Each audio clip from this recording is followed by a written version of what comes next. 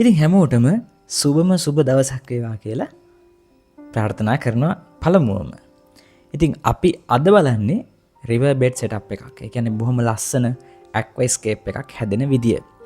ඉතින් මේක බොහොම සරල දෙයක්. අපි ගොඩක් කතා කරන්නේ චිත්‍ර සම්බන්ධව. ඉතින් මේකත් ඒ වගේම බොහොම කලාත්මක දෙයක්. හැබැයි බොහොම පරිස්සමෙන් කරන්න ඕන දෙයක්.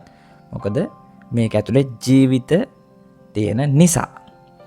ඉතින් මේ තියෙන රිවර් බෙඩ් සෙටප් එකක්. මේක රිවර් බෙඩ් කියලා කියන්නේ ඇත්තටම ගඟක පතුලක ආශ්‍රයෙන්, ඒ කියන්නේ ගඟක පතුලක විදිහට තමයි මේක හැදෙන්නේ. බොහොම සරල දෙයක්. මේක සංකීර්ණ එකක් නෙවෙයි ඇත්තටම. ඇක්වයිස්කේප් කියලා කිව්වහම ගොඩාක් සරල දෙයක් නෙවෙයි, ගොඩාක් සංකීර්ණ දෙයක්. ඒක අපිට නිකන් Google කරලා බැලුවොත් හිතා ගන්න බැරි තරම් ලස්සන නිර්මාණ තියෙනවා. ඉතින් අපි බලමු මේක කොහොමද හැදෙන්නේ කියලා. මම ඒ ගැන කතා කරන්නම්.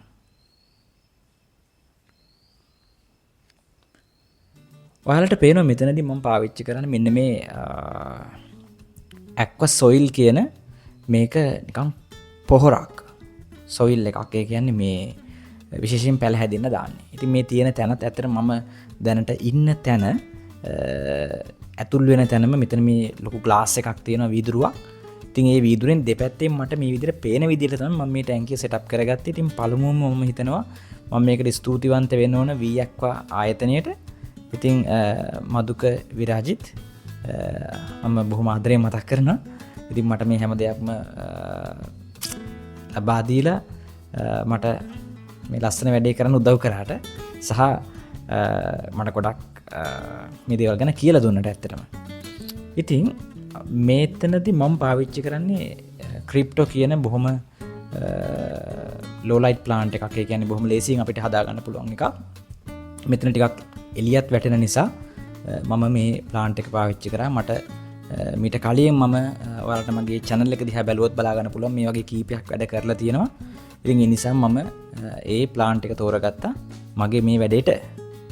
ඉතින් මේ විදිහට ටික ටික වතුර පුරවගෙන මගේ හිතේ තිබිච්ච ස්ට්‍රක්චර් එක සැලැස්ම දල සැකස්ම හිමින් මම මේකේ කියන්නේ හදාගෙන වතුර පුරවලා මේක ටිකක් ක්ලීන් වෙනකන් ෆිල්ට්‍රේෂන් එක ඔන් කරලා මම ටිකක් තියලා බලන් හිටියා. ඉතින් මෙන්න මේ වෙලාවේ ඔයාලට බලා ගන්න පුළුවන් මම පාවිච්චි කරන්නේ බ්‍රෂ් එකක්. සාමාන්‍යයෙන් චිත්‍රයක් අඳිනවා වගේ වැඩක්. ඇත්තට මෙතනදී මම කරන්නේ මේ ගල් උඩ තියෙන පුංචි සෑන්ඩ් වැලි, එහෙම නැත්නම් කොළ උඩ තියෙන සෑන්ඩ් වැලි මම බ්‍රෂ් එකක් ආධාරයෙන් කියන්නේ පිහදාලා අයින් කරනවා. ඉතින් ඇත්තට මේක මම ඒකයි කිව්වේ චිත්‍රයක් අඳිනවා වගේ වැඩක්.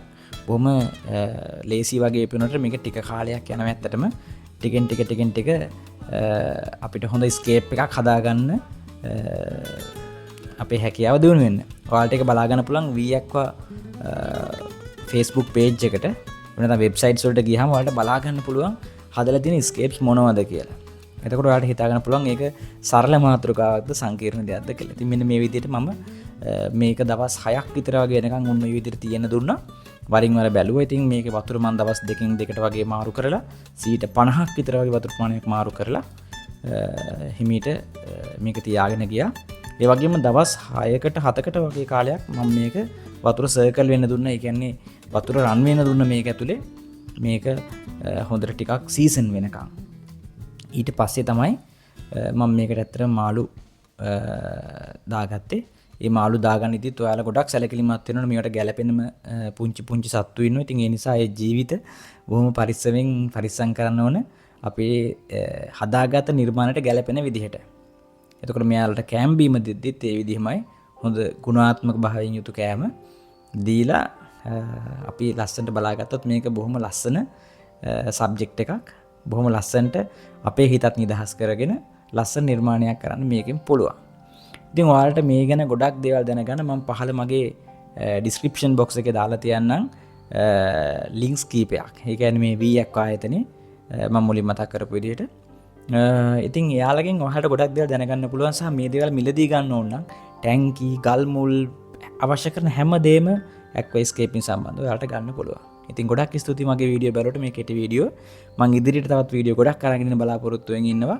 චිත්‍ර සම්බන්ධව මට පුළුවන් වෙන හැම වෙලාවකම. ඉතින් සුබ දවසක් ඔයාලා පරිස්සමෙන් හැමෝම ඉන්න. අපි නැවත මුණ ගැහෙමු.